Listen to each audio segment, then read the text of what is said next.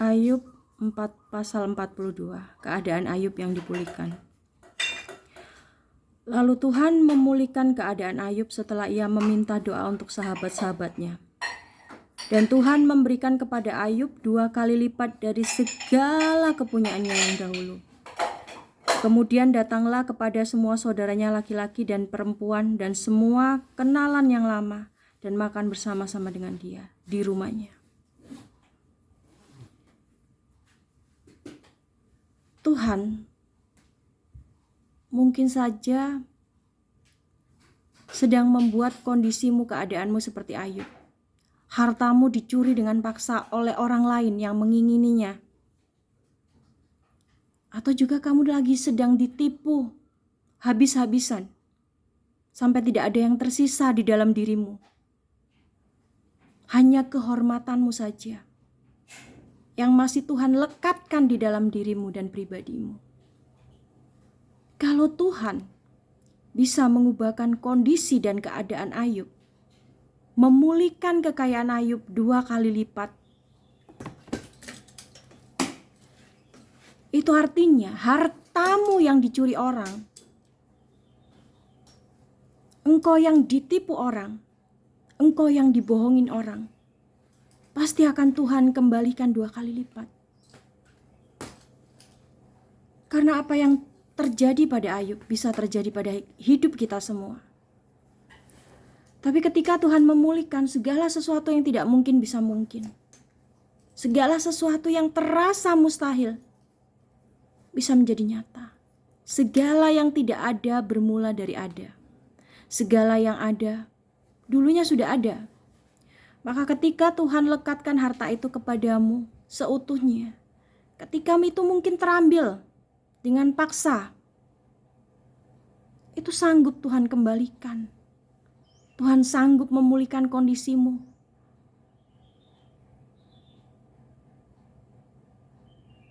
Mungkin rumahmu yang dicuri orang, dimiliki oleh orang lain.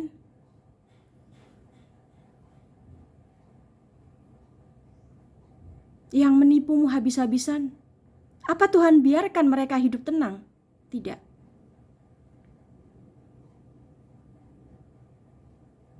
Tuhan tetap menghukum orang yang tidak adil. Tuhan menghukum pencuri. Karena itu bukan haknya, bukan miliknya. Tuhan telah tulis milikmu.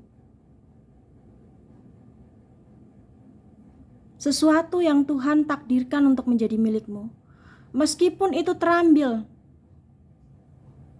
dari tanganmu, tetap Tuhan bisa kembalikan. Tuhan kembalikan tidak sedikit, tapi 2 kali lipat dari apa yang kamu miliki. Maka berlakulah jujur, berlakulah adil terhadap dirimu dan kondisi hidupmu. Berlakulah adil terhadap sesama. Jangan menghina atau merendahkan orang.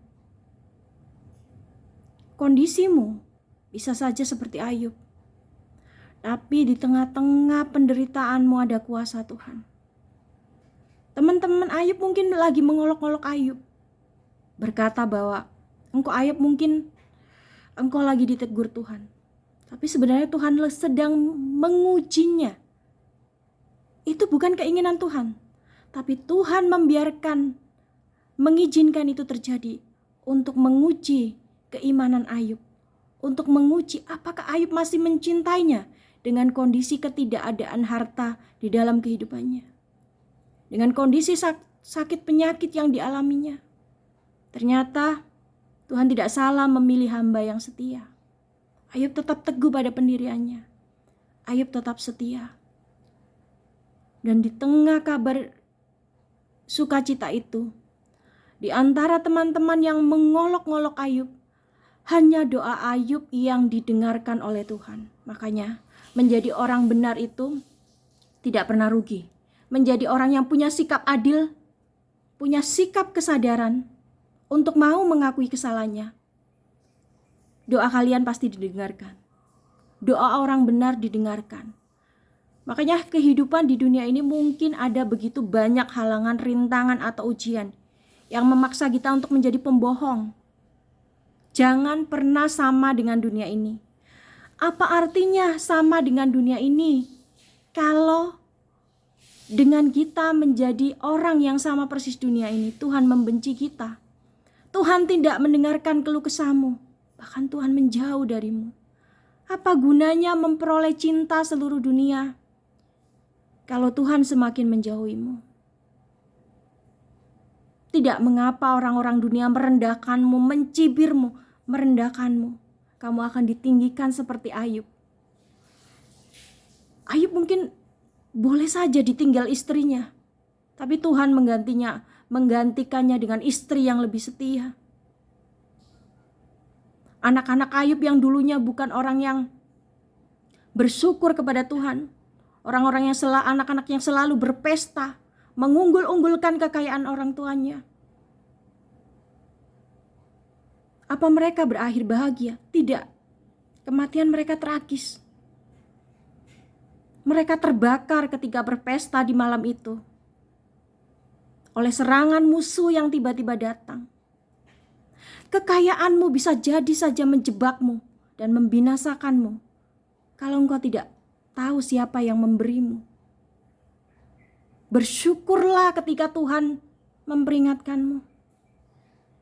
Bersyukurlah atas apa yang bisa Tuhan berikan dalam hidupmu. Jangan pernah buat anak-anakmu lupa siapa yang memberikan harta kekayaan ini. Siapa yang membiarkan mereka menikmati kehidupan dunia yang serba ada? Tuhan. Jangan buat anak-anakmu terlena dengan kekayaanmu. Tapi buat anak-anakmu untuk terus ingat bahwa segala sesuatu yang di dunia ini yang kita punyai bisa habis dalam sekejap mata kalau kita mengindahkan Tuhan. Atau ketika Tuhan mengizinkan sesuatu terjadi atas kehidupan kita, atas keluarga kita. Jadilah kaya untuk menjadi berkat bagi orang lain, menjadi berkat bagi kerajaan Tuhan. Hidupmu akan dipermuliakan Tuhan. Jalanmu akan dilancarkan Tuhan. Karena sesungguhnya Tuhan sangat mencintaimu. Apa yang ada padamu mungkin saja terlepas, tapi itu bisa Tuhan tambahkan berkali lipat. Apa yang mungkin orang curi dari kehidupanmu, bisa Tuhan kembalikan. Bagi Tuhan mengembalikan hartamu yang terambil dari orang lain. Engkau yang dibohongi mati-matian, Tuhan bisa dan sanggup kembalikan berkali-kali lipat. Percayalah bahwa tidak ada yang mustahil bagi Tuhan. Tuhan bisa mengangkat engkau hari ini juga. Tuhan juga bisa menjatuhkan engkau hari ini juga. Tetap tahu bahwa sumber dari segala sumber kehidupan ini adalah Tuhan Yesus Kristus Allah kita di surga.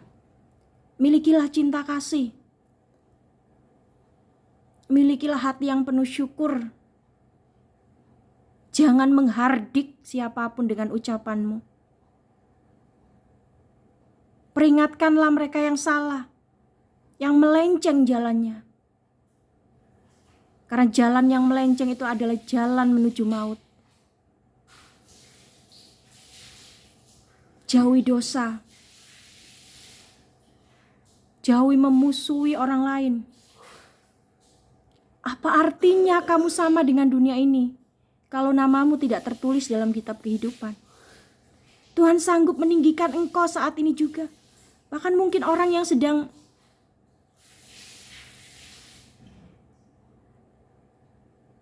dibuat image-nya diperburuk di depan bosnya. Mungkin awalnya bosnya percaya bahwa orang ini baik. Akhirnya orang yang setia kepada atasannya itu diberhentikan. Tapi Tuhan sanggup membuat engkau yang sekarang berhenti dari pekerjaanmu. Engkau sanggup diangkat kembali oleh bosmu.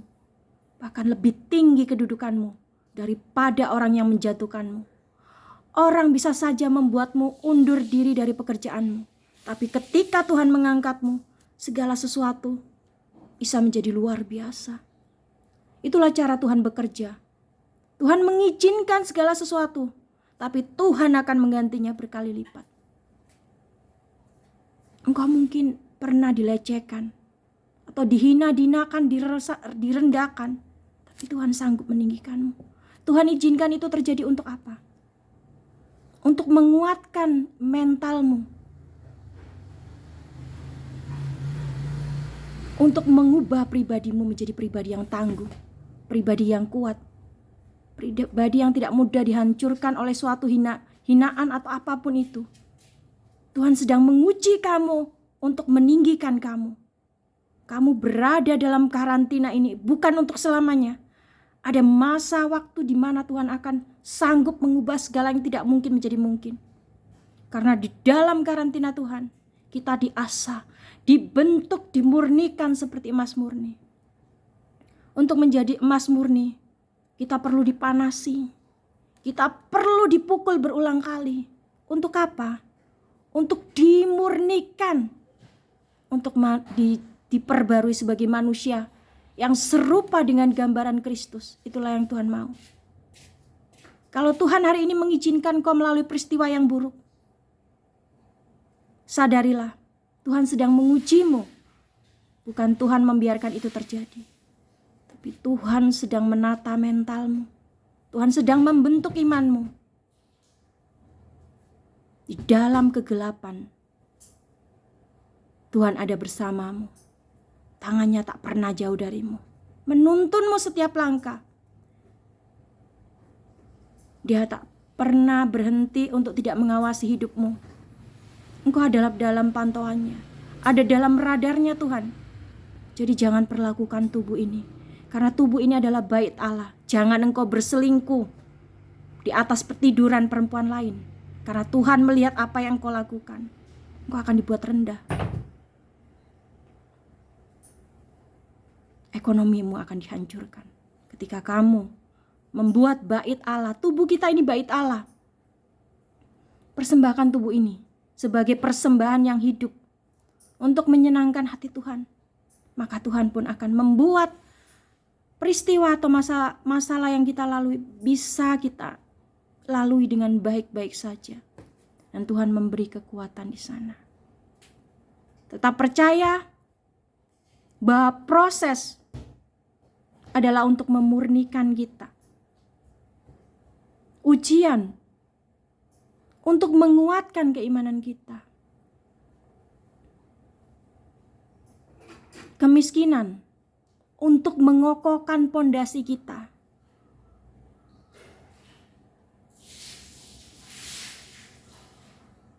Kesakitan untuk semakin membuat kita punya mental syukur yang lebih besar. Bahwa segala sesuatu ada saatnya Tuhan mengubahkannya menjadi lebih baik.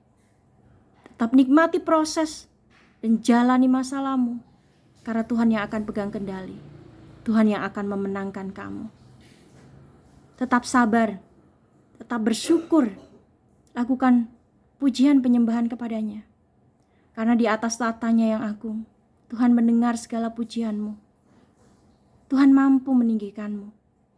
Tuhan bahkan bisa mengubah keadaan hidupmu dalam sekejap mata. Terimalah apa yang harus memang dilalui. Dan jangan pernah menyalahkan keadaan. Karena masalah bukan tujuannya untuk memimpin hidupmu.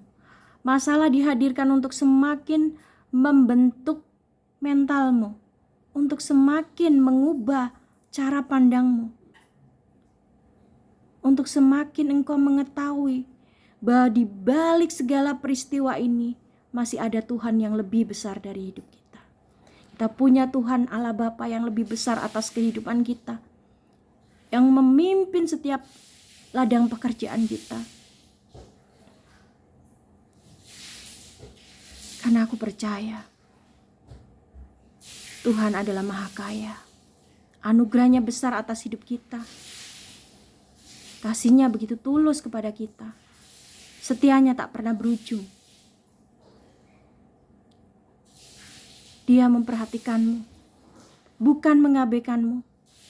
Tapi dia sedang mendidik kita anak-anaknya menjadi pribadi yang diinginkannya. Pribadi yang baik, pribadi yang setia kepadanya, pribadi yang siap menghormatinya, pribadi yang punya rasa takut akan kemarahannya. Karena Tuhan menyayangimu. Tuhan mampu mengubahkanmu.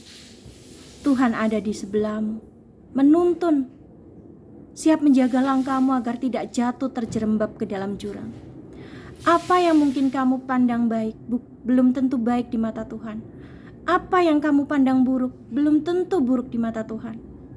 Minta tuntunan Tuhan setiap saat.